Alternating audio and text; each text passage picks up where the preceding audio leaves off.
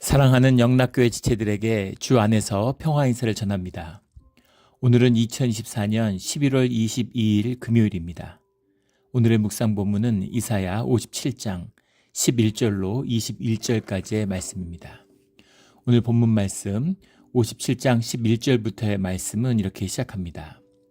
내가 누구를 두려워하며 누구로 말미암아 놀랐기에 거짓을 말하며 나를 생각지 아니하며 이를 마음에 두지 아니하였느냐. 내가 나를 경외하지 아니함은 내가 오랫동안 잠잠했기 때문이 아니냐.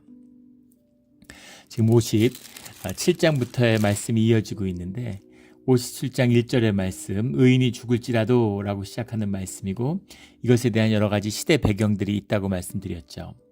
그런데 이 의인을 스룹바벨의 죽음으로 보는 이제 그런 견해도 있습니다. 근데 그 견해가 사실 문맥적으로 보면 가장 타당성이 있는, 호소력 있는 해석인 것 같아요. 스룹바벨이 억울한 죽음을 죽었죠. 주님의 선지자로, 또 주님의 그 땅의 메시아로, 그 메시아, 스룹바벨이 메시아라는 말씀은 많이 여러 이제 본문을 통해서 우리가 나눈 적이 있죠. 그런데 스룹바벨의 억울한 죽음을 통해서 주님의 그런 연약한 그 메시아의 비밀, 억울한 죽음의 비밀, 그 비밀을 말씀하고 계시는 거죠. 근데 그런 죽음을 보고도 깨달지 못하느냐라는 겁니다. 주님이 우리를 향한 자비를 거두지 않으시는데, 그런데 왜 주님의 공의와 주님의 역사하심은 어느 때에 나타나는 것이냐? 그것이 이제 메시아의 비밀이죠. 하늘의 비밀도 있고 땅의 비밀도 있는 겁니다. 그것을 풀어내는 자, 주님의 뜻을 마음에 품은 자를 주님이 부르신다는 거죠. 그래서 그 일을 주님이 기다리고 계신다라는 말씀입니다. 우리 늘 신앙의 큰 도전이죠. 주님이 다 이루어 주시는데 100% 주님의 일이신데 어디까지가 저의 일이고 어디까지가 제가 해야 되는 일입니까? 나에게 있어서는 나의 일이 100%죠. 근데 그 모든 것은 주님의 100% 안에서 만나야 되는 겁니다. 품어져야 되는 거죠. 이게 비밀이에요. 메시아의 비밀입니다. 우리의 삶을 주님이 품어주시는 거죠. 우리가 우리의 아픔과 우리의 무너짐과 우리의 절망과 슬픔을, 애통함을 품는 것처럼 우리의 삶을 통해서 주님이 우리의 삶을 주님이 품어주시는 거죠. 품어야 되는 겁니다. 이게 하나됨의 비밀이에요. 오늘 11절 말씀에 보면 내가 누구를 두려워하며 누구로 말미암아 놀랐기에, 좀 번역이 이상해요. 뭘 놀랐기에라는 표현이, 앞에 나오는 두려워하여라는 말이 다 아그테라는 말인데, 다 아그테라는 말이 염려한다, 영어로 하면 concerned 이렇게 해석을 해놨는데 염려하다는 뜻입니다. 염려하는 사람들 뒤에 놀랐기에라는 말이 이제 베티레이라는 말인데, 바티레이라는 말인데, 이게 이제 fearful, 두려워한다라는 말입니다. 염려가 많고 근심 걱정이 많은, 두려움이 있는 사람들은 거짓을 말하고 주님을 생각하지 않는다, 이 말입니다. 그렇죠. 주님의 임재를 느끼지 못하는 사람들, 주님의 향한 그 두려움이 없는 사람들은 세상의 모든 일을 다 두려워하고 염려해요. 우리 여러 번 나누었죠. 믿음의 반대는 불신앙이 아니라 근심과 염려입니다. 내가 뭔가 염려하고 근심하고 두려움이 있다면 내 안에 믿음이 없는 거예요. 주님이 함께하지 않으시는 겁니다. 아주 심플한 거예요. 두려워할 것이 없고 염려할 것이 없습니다. 염려와 두려움의 중심에 뭐가 있냐면 나의 에고가 있어요. 내가 내 삶의 주인이고 내가 내 삶을 컨트롤하는 것입니다. 내 삶의 권리를 내가 놓지 않았어요. 내 삶이 이래서는 안 돼, 저래서는 안 돼, 바벨론에 끌려갈 수는 없어, 예루살렘에 무너지면 안 돼. 종교인이죠. 주님의 뜻을 내 삶 가운데 100%로 받지 않는 겁니다. 100%로 받지 않았다는 건 한 90%, 70% 받았다는 게 아니라 nothing이란 얘기예요. 0%란 얘기입니다. 그게 종교의 비밀이죠. 종교는 성스럽고 깨끗하고 거룩해 보이지만 결국 종교인들은 악하고 더럽고 나쁜 끝을 보게 돼 있어요. 이게 오늘날 미국의 복음주의 같은 걸 보면 알 수 있겠죠. 정말 한심하기 짝이 없는, 어떻게 보면 이단만도 못한 것 같은 이제 그런 생각이 듭니다. 그렇게 되는 거예요. 세상과 결탁하기 때문입니다. 나를 높이고, 종교가 타락하니까 정치하고 결탁하잖아요. 이번에 새 정부가 미국에서 바뀌는데 그 주 이스라엘 미국 대사를 침례교 목사를 임명했더라고요. 목사가 뭐 이렇게 대사되고 무슨 장관되고 그러면은 무슨 출세하고 좋은 건가요? 참. 그런데 그 정부의 외교 기조나 이런 걸 완전히 반대하는 이제 복음주의, 기독교 원리주의자 이런 사람이 된 거예요. 가면은 굉장한 갈등과 분쟁을 이제 격화시키는 그런 일을 만들기에 충분하겠죠. 준비가 돼 있는 거죠. 무슨 생각으로 그렇게 하는지 모르겠지만 정말 악한 역사가 있어요. 예. 주님의 뜻이 무엇인가를 살피고 주님의 뜻으로 살아가야 되는 거예요. 예. 내가 무엇을 하는 것, 이게 아니라는 겁니다. 그럼 난 아무것도 안 하느냐? 그렇지 않죠. 내가 최선을 다해서 할 수 있는 일을 다 했지만 그것으로 되지 않는다는 것을 만났을 때 그때 주님이 나의 삶을 품어주시고 나에게 새로운 삶의 길을 열어주신다라는 겁니다. 이게 비밀이죠. 그런데 주님을 두려워하지 않고 주님을 세상을 염려하고 걱정하는 사람들은 거짓을 말하죠. 삶이 거짓이에요. 성경에서 진실하다는 건 주님과 함께 한다는 뜻입니다. 주님과 함께 하지 않으면 진실이 없어요. 창조주를 만나지 못하는데 내 삶의 소명이 무엇인지를 모르는데 무슨 진실이 있겠습니까? 나는 진짜 진실한 것 같은데 난 진짜 그건 진실한 게 아니라 솔직한 거죠. 난 정말 나에게 숨김이 없고 솔직한 것 같은데 그런데 내 뇌가 알아서 의식과 무의식이 알아서 다 감추고 은폐하고 속이고 꾸미게 돼 있어요. 그래서 뭐가 진실한지 아닌지도 모릅니다. 저도 마찬가지였습니다. 주님 만나기 전에는 내가 진짜 괜찮고 깨끗하고 정말 괜찮은 사람인 줄 알았어요.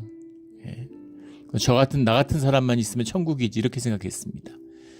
주님을 만나고 난 다음에 정말 부끄러워서 옷을 찢고 정말 머리를 다 쥐어 뽑고 싶을 만큼 고통스러운 것이죠. 나의 추악함, 내 깊은 내면의 악을 만나게 되는 거예요.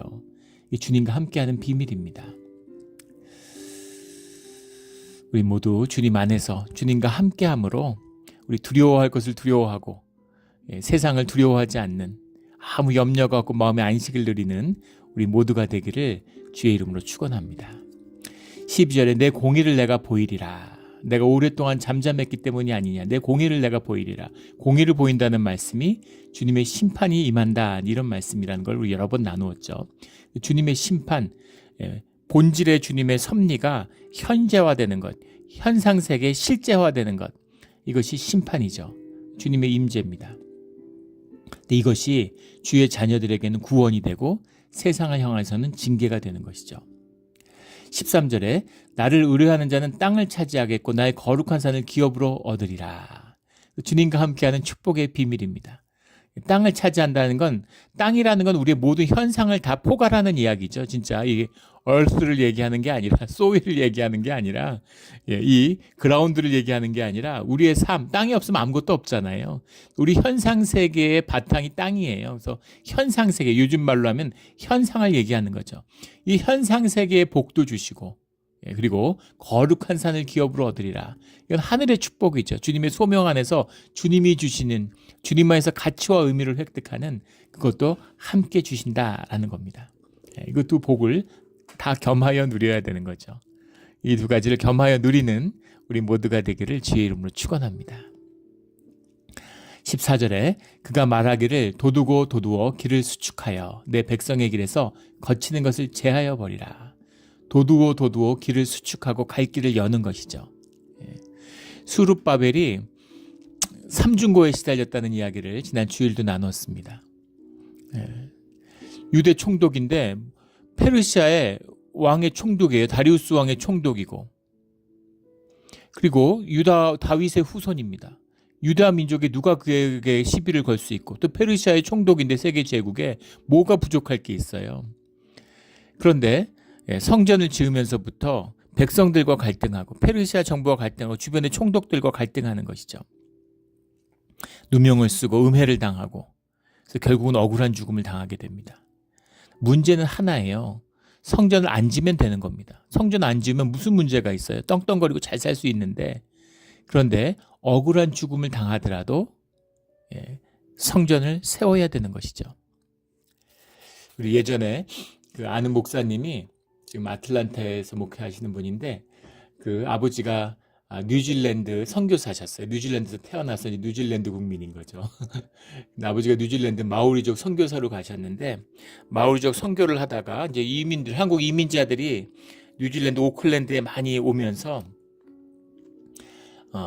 이민교회가 생기는 거죠. 근데 목회자가 없으니까 이제 와서 목회를 해달라고 초청을 받아서 마오리족 사역을 정리하고 오클랜드에 나와가지고 이제 목회를 하신 거죠. 이민 목회를. 그러니까 그 아들 된 입장에서 목사님이 너무 좋으셨다는 거예요. 신목사님인데 그 목사님이 너무 행복하고 산에 살다가 도심에 나와서 하니까 얼마나 좋겠어요. 학교 다니고 친구도 많고 너무너무 좋고 행복했는데 교회 가운데 이제 교회가 부흥하고 사람들이 늘어나면서 이제 교회가 커졌다는 거예요.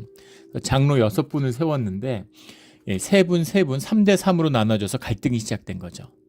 3대 3으로 막 이렇게 싸우고 갈등하는데 서로 내 편 들어달라고 우리를 지지해달라고 이제 목사님한테 요청하는 거죠. 근데 목사님이 그 아버지가 끝까지 누구 편도 들지 않는 거예요. 그러니까 양쪽이 다 미워하는 거죠. 우리 편 안 들어줬다고. 그러더니 그 3대 3으로 나눠 싸우다가 6명이 한 마음이 돼가지고 이제 목사 나가라 이렇게 된 거죠. 양쪽이 다 싫어하니까. 그래서 교회를 떠나게 됐다는 겁니다. 악은 분쟁에서 망하는데 나쁜 일을 도모할 때는 또 하나 될 때가 있죠. 그래서 교회를 떠나게 되는 거예요. 떠나서 다시 산으로 들어가는데 이제 마오리족 선교를 계속 이어가기 위해서 그래서 산을 아버지를 따라서 산으로 들어가는데 마음이 참담했다는 거예요. 마음이 참담했다는 겁니다. 그래서 가면서 아버지한테 한쪽 편이라도 들지 그랬느냐고 아버지한테 이제 중고등학생 때 얘기죠. 누구 편이라도 들었으면 이렇게 교회를 떠나서 산으로 들어가지 않지 않겠냐고 이렇게 물어보니까 아버지가 산으로 들어가니까 속상하냐고 이렇게 물어보시면서 웃으시면서 그러시더래요. 우리가 이렇게 떠나는 것은 아쉽지만 그래도 교회가 하나 됐지 않냐고 그러면 됐다고 그러면 됐다 이렇게 말씀하시는 거죠. 그러면 된 겁니다.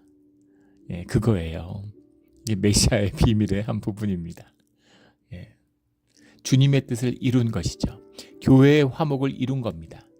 수르바벨이 억울한 죽음을 당했지만 성전을 세웠잖아요. 불록 초라하고 보잘것없는 제2성전이라는 게 경건한 유대인들조차 손가락질하는 것이었지만 그런 성전을 세워낸 겁니다. 그 성전을 지키기 위한 성벽을 80년이 지나도 못 세워요. 그러면 어떻게 성전을 짓겠어요? 그런데 수르바벨이 있기 때문에 성전이 이루어진 것이죠. 성전을 이룬 것이 사람들이 돌 쌓았다고 성전이 됩니까? 주님이 성전으로 받아주시고 허락하셨기 때문에 주님이 이루시는 것이죠. 그러나 수르바벨이 없으면 안 되는 겁니다. 이것이 메시아의 비밀이에요. 주님이 그 일을 이루어내는 거죠. 의인의 죽음을 통해서 깨닫지 못하느냐라는 주님의 말씀입니다. 이게 주님의 뜻을 이루어가는 것. 이게 땅을 차지하고 거룩한 삶을 기업으로 받는, 산을 기업으로 받는 비밀이라는 거죠. 주님이 그 일을 이루시는 겁니다. 거치는 것을 제하여 버리라. 내가 제하여 줄게. 제하기를 강구해가 아니라 너희들이 제하고 길을 도두고 또 도두며. 왜 도두고 또 도두겠어요? 자꾸 무너지니까 그런 거죠. 계속 길을 세우면서 앞으로 나아가는 겁니다. 주님의 길을 세우고 도두고 또 도두는 거치는 것을 제하여 버리는 우리의 신앙이 되기를 주의 이름으로 축원합니다. 15절에 지극히 존귀하며 영원히 거하시며 거룩하다 이름하는 이가 이같이 말씀하시되 이렇게 나오는 건 이 말씀이 중요한 말씀이죠. 57장 15절의 말씀이 아주 중요한 말씀이에요.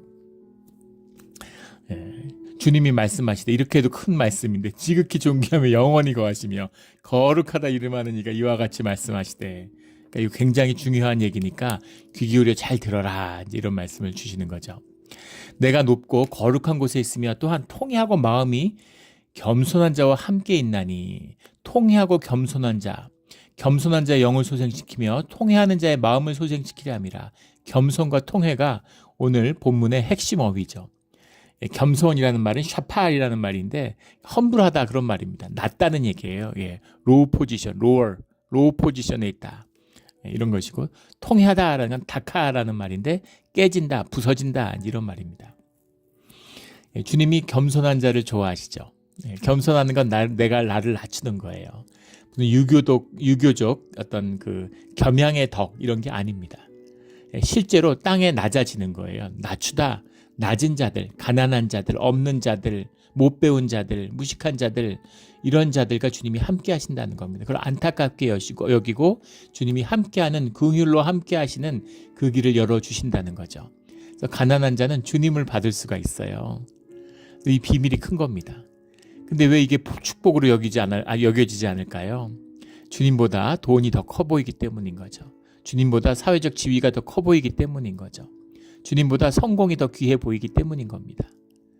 근데 이 땅에 가난한 자로 오게 된 자들, 낮은 자리에 있는 자들은 주님이 함께 해주신다. 마음을 열고 주님이 찾으면 주님이 응답하고 함께 해주시는 거죠. 통회하는 자라는 것은 그 낮은 자리에 있다고 해서 주님을 만나고 낮은 자리에 있다고 주님과 함께 하나요? 그렇지 않죠. 낮아도 악하긴 마찬가지예요. 낮아도 이기적인 건 마찬가지입니다. 제가 학생 때 그때는 이제 빈활, 농활 이런 게 있었어요. 그래서 여름방학 때 농촌에 봉사 가고 이제 이 산동네 이런 데 이제 빈활이라고 그래가지고 가서 이제 봉사하고 이런 걸 하는 거죠. 근데 가서 굉장히 놀랬던 건 우리 드라마 같은 데 보면 가난한 사람들이 서로 도와가면서 알콩달콩 잘 사는 것처럼 나오지만 전혀 그렇지 않죠. 완전 뻥입니다. 곳간에서 인신 난다고 가난한 사람들이 더 못되고 더 야박해요. 당연하지 않겠습니까? 그래서 분쟁이 끊이지 않고 어떻게 저렇게 어리석고 이기적일까? 그래서 마음속에서는 비날이 끝나갈 때쯤에는 이 인간들은 정말 이렇게 고생하고 이렇게 못 살아도 싸구나. 자기 업보구나. 자기 뿌린 씨앗대로 거두는 거구나. 이런 마음이 들 만큼 정말 그 정난한 인간의 모습을 보는 거죠. 다 똑같습니다. 좀 여유있고 잘 사는 사람은 담벼락 쌓고 사니까 서로 부딪힐 일이 없는 것 뿐이죠. 그래서 서로 교양이 있는 척, 무슨 서로 조심하면서 피하는 척, 그렇게 하는 것 뿐이지 그 인간의 악한 마음은 똑같은 겁니다. 그런데 주님이 가난한 자를 긍휼히 여기시는 거죠. 그런데 그 가난한 자든 부자이든 간에 통회하는 마음이 있어야 돼요. 마음이 깨져야 된다는 겁니다. 마음이 깨져서 마음이 깨지는 거예요. 마음이 깨진 자는 주님을 만납니다.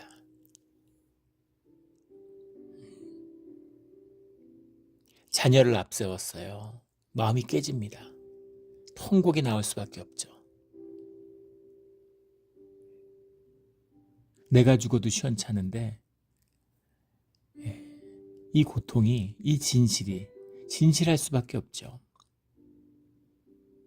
이 깊은 아픔이 있는 겁니다. 이 아픔의 자리에서 주님을 만날 수가 있어요. 여기서 주님을 못 만나면 인생이 저주입니다. 그 아픔을 외면하고 그 아픔을 덮기 위해서 인생을 다 허비할 수밖에 없는 것이죠. 그래서 겸손한 자와 통회하는 자예요. 우리가 자아로 살잖아요. 에고로 사니까 내 에고가 뭐예요? 내 환경, 내 조건이 나라고 믿는 거잖아요. 내 육체가 나라고 믿는 겁니다. 그러니까 겸손한 제일 좋은 방법은 내 환경과 조건이 무너지는 거죠. 주님의 부르신 가운데 우리를 겸손케 하시는 게 있습니다. 그 겸손한 가운데 깨진 마음, 통회한 마음을 만나는 거죠. 베드로의 이야기잖아요. 왜 주님에게 목숨을 바치겠다는 게 거짓이었겠어요? 자기는 진짜 솔직하고 진짜 주님을 위해서 죽고 싶었을 거예요. 근데 그게 주 안에서 진실이 아닌 거죠. 주님을 3번 부인한다고 말씀해 주셨는데 주님을 3번 부인할 때 주님이 또 말씀을 미리 해 주셨잖아요. 얼마나 가슴이 찢어지고 부끄럽고 창피했겠습니까? 통곡이 임하는 거죠. 이게 나구나 하는. 그리고 그 겸손하고 통회한 자에게 주님이 찾아오시는 겁니다. 주님도 낮은 자리에 오셨는데 또 그 제자들도 어떻게 보면 하나같이 찌질한, 물론 공회원도 있고 이랬지만 12제자만 놓고 보면 다 그 갈릴리 동네 찌질이들만 모아가지고 제자 삼으셨잖아요. 그런데 그 안에 존귀한 삶을, 소명을, 나의 나됨을 피워내시는 거죠. 개 중에 제일 똑똑했던 유다는 배신하고 주님을 버렸고, 사실은 베드로도 주님을 버렸죠. 중요한 것은 마음이 깨졌느냐 깨지지 않았느냐는 겁니다. 유다는 마음이 깨지는데 목숨을 던져요. 그 에고입니다. 자기의 체면, 자기의 명성, 자기의 사회적 생명을 자기 육신의 생명보다 더 귀하게 생각해요. 네, 그것이 에고죠. 사무라이 같은 거. 제일 형편없고 비참한 인생이에요. 그걸 무슨 무사도라고 막 높이는데 세상의 악이죠. 헛된 것에 공명심에 마음을 목숨을 던지는 얼마나 어리석기 짝이 없습니까? 깨어진 자리에 찾아오시는 주님, 낮고 깨어진 자리에 찾아오시는 주님, 그 주님을 만나게 되는 것이죠. 우리 이런 깨어진 심령으로 주님의 아픔을 함께 아파할 수 있는 주의 자녀가 되기를 주의 이름으로 축원합니다. 17절에 그의 탐심의 죄악으로 말미암아 내가 노하여 그를 쳤으며 또 내 얼굴을 가리고 노하였으나 그가 아직도 패역하여 자기의 마음의 길로 걸어가도다. 주님의 인도하신 가운데 고난과 아픔이 있지만 그곳으로 인해 깨어지는 마음은 아니라는 것이죠. 18절에 내가 그의 길을 보았은즉 죄의 반복을 그 죄에서 탈피하지 못하는 삶을 본 거죠. 그를 고쳐줄 것이라. 그를 벌하리라가 아니라 그를 고쳐줄 것이라. 주님의 인도하심이라고 하는 것. 우리를 성화시키는 주님이 우리를 구속의 여정인 거죠. 은혜의 자리인 겁니다. 그를 슬퍼하는 자들에게 위로를, 그와 그를 슬퍼하는 자들에게 위로를 다시 얻게 하리라. 위로와 구원의 말씀을 주시는 겁니다. 19절에 입술의 열매를 창조하는 자 여호와가 말하노라. 입술의 열매가 뭘까요? 이것이 이제 히브리서 13장 15절에 나오는 찬미의 제사, 찬양을 말하는 거죠. 인간이 뭔데 주님을 찬양하겠어요? 주님이 우리의 심령을 다루셔서 우리의 선함을 끌어내셔서 우리에게 주님, 우리의 눈이 열리고 지각이 깨어지게 하셔서 보이지 않는 영이신 주님을 높이고 찬양하는 그런 예배의 자리로 세워주시는 거예요. 예배자로. 이게 얼마나 귀한 일입니까? 타락해가지고 이게 종교가 되고 주님의 그런 성스러움을 잊어버리니까 교회를 문턱을 아무렇지도 않게 넘고 내가 기분 내키면 가고 약속이 있으면 안 오고 교회 멤버십 가졌으면 구원받았다 그러고 교회 안 다니는데 구원에 확신이 있다 그러고 다 마찬가지죠. 정말 이게 타락한 교회의 우스운 모습이죠. 예배가 무엇인지 교회가 무엇인지를 전혀 모르는 겁니다. 그 유튜브로 예배드리는 시대를 교회가 열었죠. 타락하고 몰락한 부패한 교회가 연 것입니다. 우리 시대의 예배와 말씀과 교회가 회복되는 것을 보게 되기를 주 안에서 간절히 축원합니다. 입술의 열매를 창조하는 자 여호와가 말하노라. 먼 데 있는 자에게든지 가까운 데 있는 자에게든지 평강이 있을지어다. 평강이 있을지어다. 내가 그를 고치리라 하셨느니라. 평강이라는 말씀이 계속 나오는데 평강이 샬롬이죠. 샬롬. 샬롬이라는 것. 이게 주님의 임재와 주님의 그 다스림 안에 있는 질서, 이게 샬롬이죠. 이것이 안식이고 평강입니다. 주님의 안에 있으면 평온해요. 세상이 막 미쳐 돌아가도 평온합니다. 주님에게 그 모든 것을 올려드렸기 때문인 거죠. 주님의 보호하심이 나와 함께하기 때문입니다. 또 나의 심령을 주님이 주장하여 주시기 때문에 평온할 수가 있어요. 그래서 이 비밀이 있는 것이죠. 이 비밀이 큽니다. 20절에 그러나 악인은 평온함을 얻지 못하고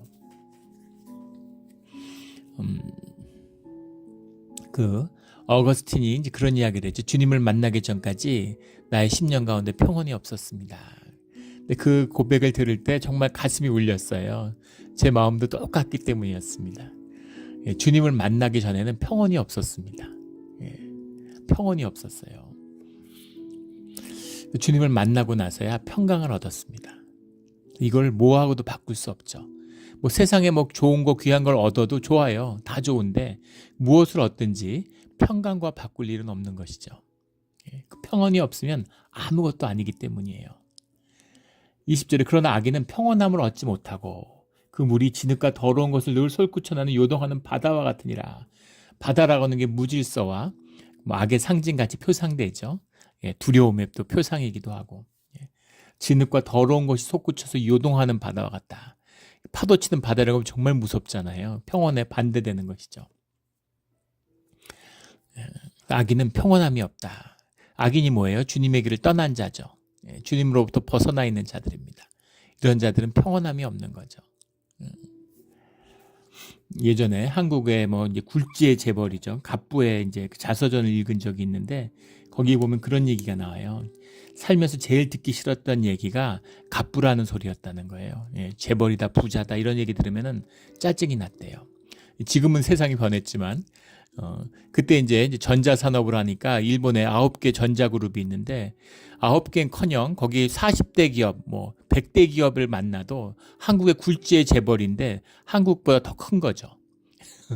한국에 예전에 뭐 그 무슨 내셔널 만드는 마쓰시다 전기 그 하나가 한국의 상장사 다 합친 것보다 더 클 때가 있었죠. 옛날에 그런 시절이 있었습니다. 뭐 세계 100대 기업 중에 세계 10대 기업 중에 10개가 다 일본 기업이고 100개 기업 중에 60몇 개가 일본 기업이고 팍스 자포니카가 온다 이런 시절이 있었죠. 매일 일본 부자들을 상대하니까 이제 맨날 돈이 없고 쪼들리는 거죠. 그래서 굉장히 스트레스 받는 거죠. 근데 부자라 그러니까 짜증 나는 거죠. 그런 겁니다. 비교 의식이 있는데 지금은 뭐 이제 그 기업이 한국에, 미국에, 일본에는 전부 전자기업 다 합친 것보다 커졌지만 그래도 마찬가지죠. 그러면 또 바다 건너 미국에 뭐 애플도 있고 구글도 있고 그렇잖아요. 인텔도 있고 뭐 이런 거죠. 비교 의식에 놓이면 지옥인 거죠. 누구보다 잘 돼야 되는 게 저주입니다. 누구보다 잘 된다는 건 누구보다 못 된다는 얘기잖아요. 내가 내 삶을 매니지한다는 게 지옥이죠. 내가 할 수 있는 게 뭐가 있어요. 예전에 한국에 있을 때 한 집사님한테 그런 고백을 들었습니다. 그 집사님이 이제 검사였어요. 요즘은 뭐 검사도 좀 예전 같지는 않지만 옛날에는 뭐 검사라는 굉장히 사회 엘리트로 이렇게 대우받고 그랬죠. 힘도 파워도 있고. 근데 뭐 이렇게 뭐 서울대 법대 가고 재학 중에 서울대 법대가 수백 명인데 재학 중에 합격하는 사람이 별로 없다는 거예요. 4학년 때 합격만 해도 대단하다 그러는데 3학년 때 합격하고 그러면 거의 뭐 천재 소리 들었다 그래요. 그래서 20대 그 초반에 검사가 됐는데 뭐 다 영감님 그러고 어디 지방 이런 데 가면은 지역 경찰서장이 가방 들고 따라다니고 뭐 완전히 대우받고 우쭐한 거죠. 당신은 우쭐하지 않고 당신은 크리스찬이고 겸손하게 산다고 늘 그랬지만 당신의 모습을 만나게 된 게 스위스의 무슨 한국 영사관의 주재원인가를 모르고 갔대요. 뭐 유엔에 뭐 파견을 갔다든가 뭐 하여간 한국에 무슨 그렇게 외교관으로 나가게 된 거예요. 그런 제도가 있답니다. 그것도 검찰 안에서 굉장히 엘리트들이 가는 코스라는 거예요. 뿌듯해서 갔는데 스위스 제네바에 있다가 교통사고가 났다는 겁니다. 와이프가. 그래서 병원에 입원을 했는데 자전거 타다가 차에 치였는데 그쳤다든가 뭐 이래서 병원에 입원을 했는데 그 제네바는 스위스는 이탈리아, 독어, 불어 쓰는 대부분 독어를 쓰죠. 근데 또 제네바는 불어 지역인 거예요. 근데 뭐 영어도 잘 못하는데 뭐 외국 불어 독어를 어떻게 하겠어요. 독어는 뭐 그래도 단어라도 좀 알고 이러는데 영어는 뭐 불어는 전혀 모르는 거죠. 말도 안 통하는데 억울한 일을 당했는데 뭐 그 생각해 보세요. 보험 처리하고 뭐 그 사건 처리하고 이러는데 얼마나 스트레스를 받았을지. 근데 본인이 법률 전문가인데 아무 그게 도움이 안 되는 거죠. 아는 사람이 있습니까? 근데 정말 그 병원 복도에 앉아서 깊은 좌절과 절망을 느꼈다는 거예요. 할 수 있는 게 아무것도 없구나, 내가 와이프가 이런 어려운 일을 당했는데 도울 수 있는 게 아무것도 없구나. 그런 절망 가운데서 주님께 기도하는. 근데 주님께 기도하는 걸 오랫동안, 물론 뭐 주일날 교회 가서 기도한다고 했지만 주님께 기도하는 걸 오랫동안 잊었구나라는 거를. 근데 그때 깨달은 겸손한 마음을 얻은 거죠. 주님께 간절히 좀 도와달라고 주님. 좀 도와달라고 간절히 주님께 기도했다는 거예요.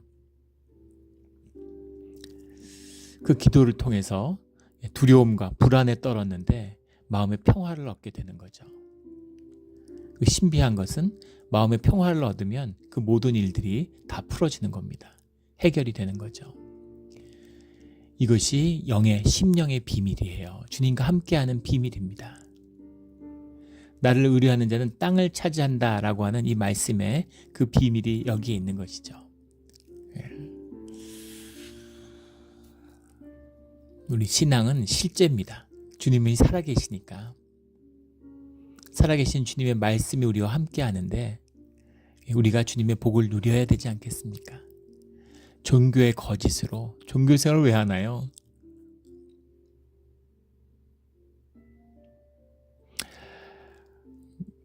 살아있는 주님의 말씀으로 주님의 길을 평강 속에서 땅의 복과 거룩한 산을 기업으로 받는 우리 주의 자녀들이 되기를 예수 그리스도 이름으로 축원합니다. 아멘. 기도드리겠습니다. 하나님 아버지 감사합니다. 귀한 말씀 주시니 감사하고 또 하늘의 지혜를, 숨기웠던 지혜를 깨달아 알게 하여 주시니 감사합니다. 주님, 예수 그리스도의 십자가를 만남으로 삶이 고난과 어려움으로 점철된 저주가 아니라 그 속에 숨어있는 평안과 안식과 복을 누리는 축복의 길이었음을 만나는, 누리는, 살아가는 그런 우리 모두가 되게 하여 주시옵소서. 감사하며 예수 그리스도의 이름으로 기도드렸습니다. 아멘.